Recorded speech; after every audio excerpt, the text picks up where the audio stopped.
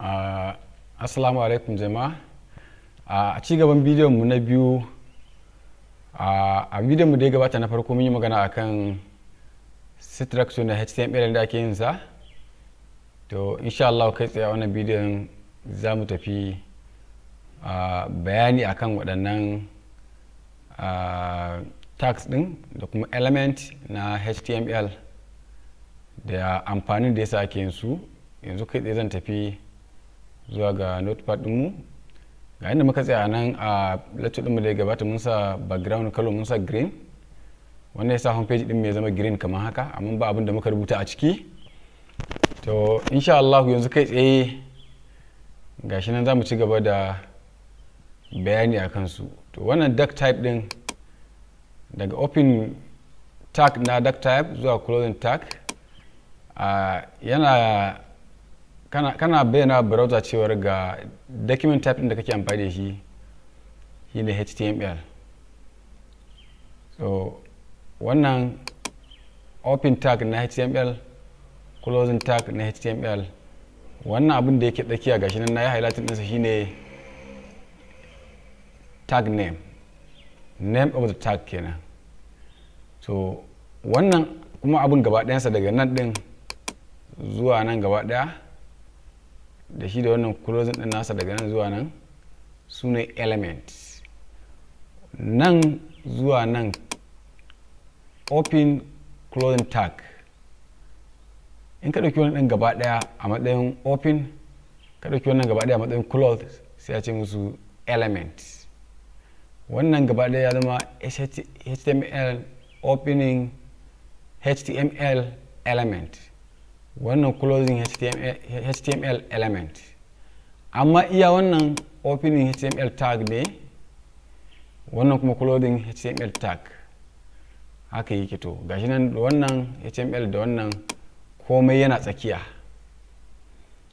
Sannan nan sai ka zo ka dauki head, open head and closing head, open head tag, closing head tag. Wannan tsakiya shine name of the tag. Ga closing din head element open, head element closing, ga title a tsakiyar su. To shi ma title anan ake rubuta shi, na ce zan yi bayani akan sa nan gaba.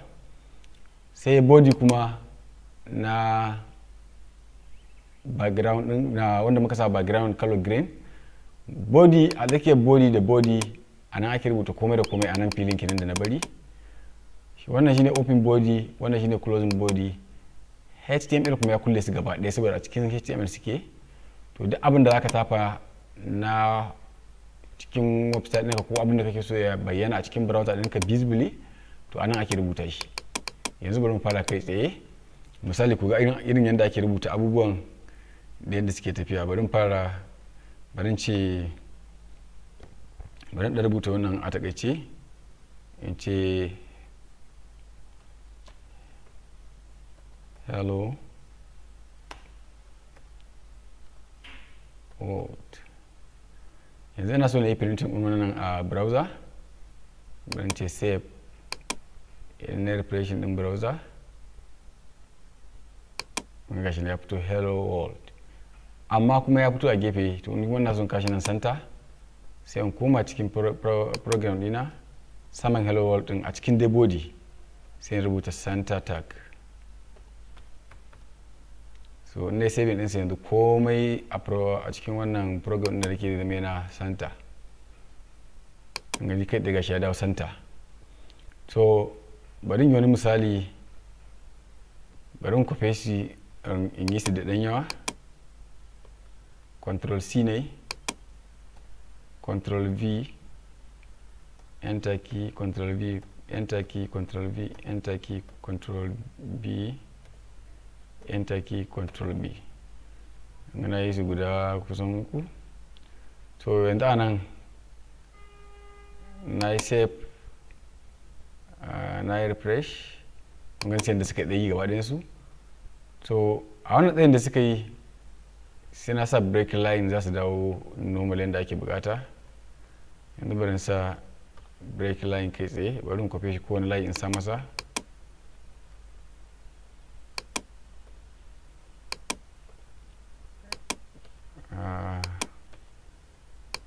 gashi nan kamar yadda kuke gani yanzu na yi save control s na yi refresh ga kuma yanda ake so a jere. To wannan shine yanda ake sa break line, yanda line break zai baka ba zai bashi a miƙe a tsaye ba. So yanzu kai tsaye wannan ta haka ake sa shi. To idan kana so ka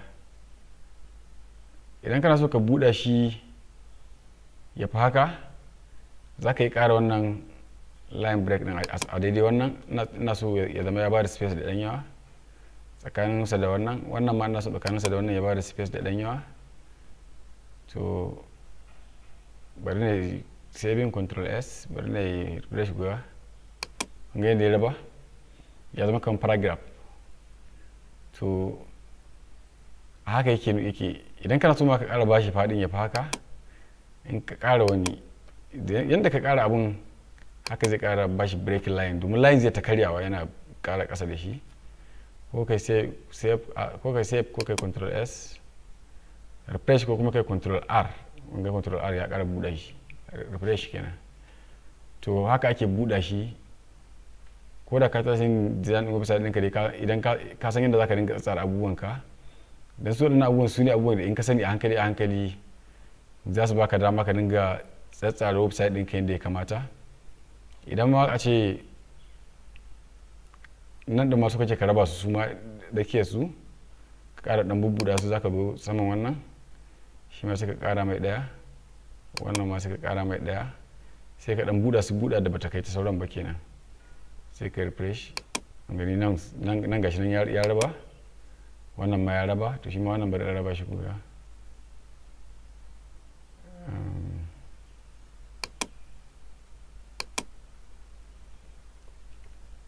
Save, refresh, ga shi ma ya raba. To haka ake yin abubuwa ga sunan kala-kala. za ka iya yi da homepage ɗinka ko a website ɗinka, za ka iya raba su a haka. A html kenan wannan muke yi kafin mu zo yin su a css da kuma sauran programming language ɗin, a web programming ɗin kai. To gashi nan kamar yadda kuke gani haka ake yin su. To in ka so za ka iya ƙara wannan yawan rubutun, ba sai lallai ka bar shi haka ba. Kamar misali wannan za ka yi ƙara kufasa haka. Wannan misali ne muka a takaice yadda za ka dinga sa abubuwanka a website ɗinka. Ya danganta da tsayin rubutun da za ka yi a cikin website ɗinka da kake, ko a pagin website ɗinka da kake yi. Ya danganta da tsayin rubutun da kake so ka yi. Maybe wani gun kana so ka sa da yawa, wani gun kuma kana so ka sa kaɗan. Save, refresh, mun gani gashi nan bai kai waɗannan yawa ba, nan ya fi wannan yawa. So ya danganta da yadda kake so ka yi ka sa a space ɗin da kake so ka sa ta hanyar break line, wanda ke idan ba wannan BR ɗin kawai shi zai miƙar da su a layi ɗaya ne gaba ɗaya. Gashi kai a rubutun ka dai ba miƙe kai su ba, ka yi su a daban-daban a haka.